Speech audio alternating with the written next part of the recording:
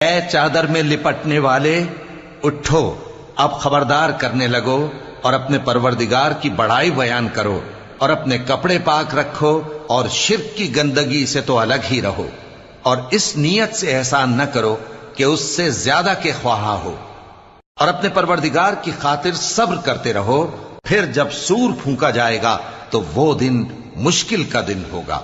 یعنی کافروں پر آسان نہ ہوگا۔ مجھے اس شخص سے سمجھ لینے دو جس کو میں نے اکیلا پیدا کیا، اور میں نے اس کو بہت سا مال دیا اور ہر وقت حاضر رہنے والے بیٹے دیے، اور اس کو ہر طرح کے سامان میں وسعت دی، پھر بھی لالچ رکھتا ہے کہ میں اسے اور زیادہ دوں۔ ایسا ہرگز نہیں ہوگا،